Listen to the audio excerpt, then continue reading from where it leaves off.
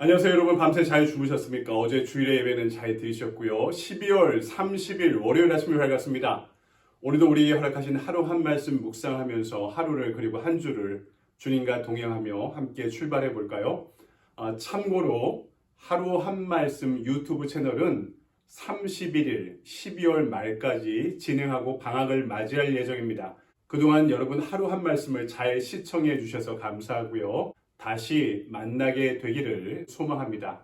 오늘 우리에게 주신 말씀은 누가복음 10장입니다. 38절로부터 42절까지의 말씀 제가 봉독해 올리겠습니다. 그들이 길 갈 때 예수께서 한 마을에 들어가심에 마르다라 이름하는 한 여자가 자기 집으로 영접하더라. 그에게 마리아라 하는 동생이 있어 주의 발치에 앉아 그의 말씀을 듣더니 마르다는 준비하는 일이 많아 마음이 분주한지라. 예수께 나아가 이르되 주여 내 동생이 나 혼자 일하게 두는 것을 생각하지 아니하시나이까 그를 명하사 나를 도와주라 하소서. 주께서 대답하여 이르시되 마르다야 마르다야 내가 많은 일로 염려하고 근심하나 몇 가지만 하든지 혹은 한 가지만이라도 족하니라. 마리아는 이 좋은 편을 택하였으니 빼앗기지 아니하리라 하시니라. 아멘. 주님의 말씀입니다. 주님께 감사드립니다.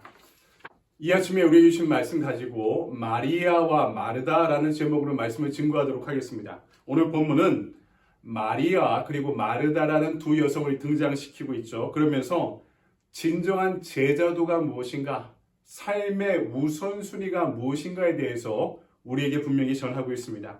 예수님께서 베단이라는 곳을 지나다가 두 자매의 초청에 응해서 그 집을 방문합니다. 언니였던 마르다는 대접에 힘쓰고 있었고요.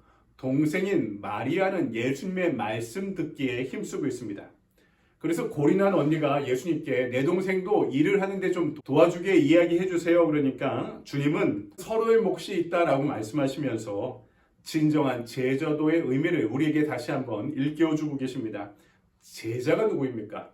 제자는요, 제자 되는 것이 삶의 우선순위인 사람을 제자라고 부르는 것입니다. 본문의 말씀을 통해 나날이 우리의 신앙의 근육이 연약해지고 있는 시대에 진정한 신앙의 우선순위가 무엇인지 그리고 섬김의 의미가 무엇인지를 오늘 말씀을 통해 살펴보도록 하겠습니다. 오늘 말씀에서 먼저 우리는 마리아로부터 참된 신앙의 우선순위를 발견하게 됩니다. 39절을 볼까요? 그에게 마리아라 하는 동생이 있어 주의 발치에 앉아 그의 말씀을 듣더니, 발치에 앉아라고 하는데요, 파라카데스 데이사라는 헬라어입니다. 곁에 앉다라는 뜻인데요, 제자가 스승의 발 아래, 발치 아래 앉아서 스승을 우러러보면서 스승의 말씀을 듣는 자세를 가리키고 있습니다. 여러분, 마리아는 발 아래의 여인이라는 별명을 갖고 있었습니다. 요한복음 11장 32절을 보면 죽은 오라비를 살리기 위해 예수님의 발 아래 엎드려 간구하고 있고요. 요한복음 13장 3절을 보면 예수님의 발 아래에 앉아 향유를 붓고 있습니다. 오늘 말씀에서도 주님의 발 아래에 앉아 주님을 우러러보면서 그분의 말씀을 열심히 경청하고 있죠. 여러분, 그렇죠. 제자는 스승의 발치 아래 앉아서 그분의 말씀을 경청하는 사람입니다. 발 아래의 사람. 여러분, 저와 여러분이 말씀을 듣는 이 자리가 우리에게 은혜의 자리, 예수님의 발 아래의 자리임을 기억하시기 바랍니다. 예수님의 이런 마리아를 칭찬하셨죠. 진정한 제자도가 무엇인지, 삶의 우선순위가 무엇인지를 우리에게 알려주고 계십니다. 이 점은 여러분, 당시로서는 매우 혁명적인 내용이 아닐 수 없습니다. 여러분, 유대인 랍비들은요, 여성들은 가르침의 대상에 넣지 않았습니다. 여성의 역할은 집안의 봉사활동에 국한했고요. 이것이 여성이 지닌 달란트의 전부라고 여기고 있었습니다. 그러나 주님은 여성도 주님의 제자가 될 수 있다고 말씀하죠. 그래서 여성에게, 제자들에게 가장 우선순위는 주님의 발 아래에 앉아 그분의 말씀을 경청하는 것임을 분명히 우리에게 알려주고 계십니다. 오늘 한국교회뿐만 아닙니다. 미국교회도 그런 것 같죠. 여성의 비율이 모든 성도의 비율이 한 3분의 1을 넘습니다. 오늘 이 자리에서 이 말씀을 온라인으로 함께 묵상하는 여러분도 발치 아래의 여성, 발 아래의 여성 마리아를 본받으시기 바랍니다. 로마서 10장 17절에 이렇게 기록되어 있습니다. 그러므로 믿음은 들음에서 나고 들음은 그리스도의 말씀으로 말미암았느니라. 아멘. 여러분, 주님의 말씀을 잘 들어 영의 양식 삼아 우리의 믿음을 성숙시켜야 됩니다. 예배 잘 들으십시오. 말씀을 잘 들으십시오. 가능한 한 개인 경건의 시간, 큐트의 시간도 가지시기 바랍니다. 말씀을 통독하시기 바랍니다. 그렇게 발치 아래서 듣고 읽으려 해야 됩니다. 그래야지 우리 신앙이 성장하고 신앙의 분별력이 자라게 되어 있습니다. 말씀이 흐르는 곳에 믿음이 성장합니다. 오늘도 주님의 발치 아래 흐르는 말씀의 강을, 그 원료를 찾아 생수를 마실 수 있는, 그러므로 우리 인생의 갈증, 영적인 갈증을 해결할 수 있는 저와 여러분이 되기를 소망합니다.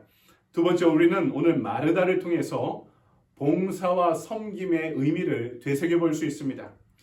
여러분, 우리는 성경을 읽을 때 전체적인 맥락에서 읽어야 됩니다. 나무를 보기도 하지만 숲을 전체를 볼 수도 있어야 됩니다.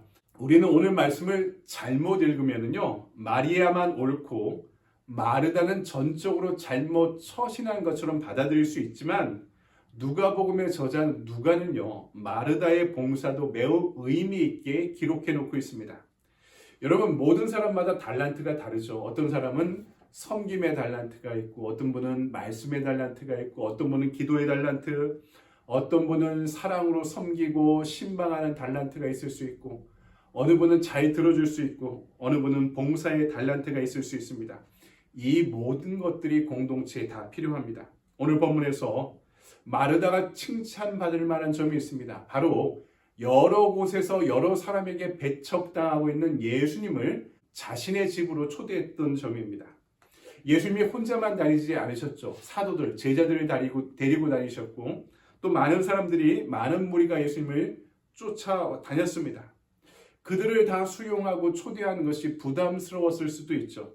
그러나 마르다에게 주님과 주님의 일행을 섬기는 것은 부담보다 기쁨이 앞서는 일이 분명했습니다. 주님께서 그러한 마르다의 집에 흔쾌히 들어가셨던 거죠. 여러분, 우리 신앙에 균형이 필요합니다. 인풋과 아웃풋이 이 좌우의 날개가 되어서 균형이 잡혀야 됩니다. 인풋이 뭡니까? 은혜 받는 거죠. 예배의 자리를 찾고 말씀을 듣고 성경 공부하는 것. 이건 다 인풋, 은혜를 날개에 주입하고 은혜를 받아들이는 것입니다. 아웃풋은 뭡니까? 받은 은혜로 이것을 외적으로 표출하는 겁니다. 봉사와 선교로 섬기고 사역하는 거죠.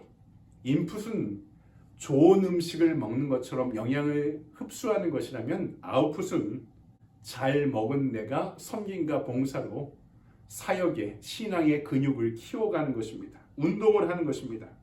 인풋만 있고 아웃풋이 없다면, 은혜만 받고 하나도 섬기지 않는다면 어떻게 됩니까? 비만이 되겠죠. 여러분, 교만한 성도가 될 수 있습니다. 반대로 아웃풋만 있고 인풋이 없어요. 운동만 하고 영양을 섭취하지 않아요. 번아웃 되겠죠. 탈진하게 됩니다. 그래서 중요한 것은 양쪽의 조화와 균형이 필요한 것입니다. 봉사도요, 은혜 받고 해야 됩니다. 은혜 받는 자리에 있어야지, 인풋이 있어야지 봉사를, 아웃풋을 지속할 수 있는 것이죠. 그리고 은혜 받으면 섬김과 봉사를 통해 표현하지 않으면 안 되는 것입니다. 말씀 없는 일은 그 일을 해도 주님의 일이 아니라 자신의 일이 되어버리기 때문입니다. 오늘 마르다는 주님께 어떻게 이야기합니까? 마리아가 제발 내 일을 도와주게 하십시오. 주님을 섬기는 일이 자신의 일이 되어버린 것입니다. 처음의 의도와 다르게 일을 열심히 하고 많이 하다 보니까 기쁨으로 하던 일이 곤욕스럽고 고통스러운 노동이 되어버린 것입니다. 주님을 섬기고자 하던 이 순수한 의도가 자신을 지치게 만드는 결과로, 열매로 다가오게 된 것입니다. 여러분, 이 신앙생활 하면서 그럴 때가 있죠. 아웃풋은 있는데 인풋이 없어요. 일만 하고 내가 은혜 받는 자리가 나에게 없다면 나에게 그런 일이 반드시 벌어질 수 있다는 것입니다. 그 반대도 마찬가지죠. 오늘 내가 섬기는 일이, 교회를 섬기고 하나님의 직분을 감당하는 것이 나에게 기쁨이 되고 유익이 되는지, 나를 더 고통스럽고 힘들게 만드는 일이 되어버렸는지 살펴보시기 바랍니다. 섬김은 제자도의 진정한 모습입니다. 그러나 여기서 주님의 말씀이 주님의 뜻과 의지가 빠져버린다면 나 자신만을 위한 힘든 일이 되어버린 것입니다. 여러분에게 책을 한 권 추천합니다. 아주 얇은 서적인데요. 신앙의 고전으로 유명합니다. 로렌스 형제, 로렌스 수사가 쓴 하나님의 임재 연습이라는 책입니다. 영어로도 책이 나와 있고 한글로도 번역되어 있습니다. 이 로렌스 수사는 아주 유명한 신앙의 현인이었고 대수도원의 부수도 원장까지 오른 분입니다. 그 당시에 신앙의 분별력과 깊은 지혜를 갖고 있는 분인데 이분이 수도원에 처음 들어가서 하는 일들이 뭐였냐면 주방에서 하루 종일 봉사하는 일이었습니다. 요새 말하면 주방장이었죠. 새벽부터 늦은 저녁까지 수도원에 있는 수백 명의 사람들을 먹이기 위해서 끊임없이 쉬지 않고 일하는 것이 이분의 업무 분장, 수도원에서의 할 일이었습니다. 그런데 거기서 어떻게 예배드리고 어떻게 주님과 동행하는 삶을 살아갈 수 있겠습니까?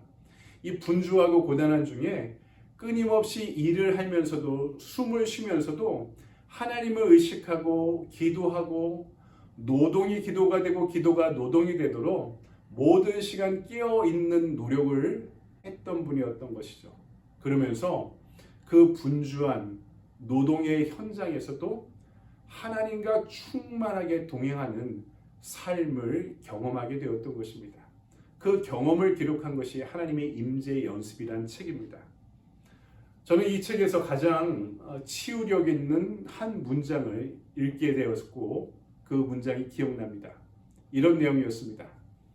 하나님과 동행하는 자는 잠자는 중에도 전진합니다. 라는 문장이었습니다. 여러분 말씀을 정리합니다. 말씀에 배움에 충실하고자 하는 것은 한국교회의 미덕이었습니다. 또한 말씀을 듣고 깨닫는 바가 있다면 주님을 위해 봉사하고 섬기는 손길이 많아지기 마련입니다. 말씀을 듣는 것과 주님과 이웃을 섬기는 것은 다 같이 중요한 제자의 요건임을 기억하십시오. 오늘 마리아처럼 주님의 발 아래에서 주님을 우러러보며 주님의 말씀을 경청하시기 바랍니다.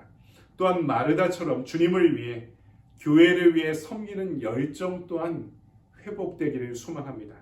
몸으로 봉사하는 것은 그만큼 은혜 받았다는 표식이 되기도 한 것입니다. 물과 은혜는 낮은 곳에 고인다라는 경구가 있습니다.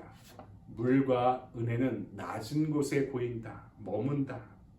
나를 낮추고 스승 되신 주님을 높일 때, 나를 비우고 주님의 은혜를 채울 때 우리에게 주님의 큰 은혜가 강물처럼 임하는 그런 하루가 되기를 소망합니다.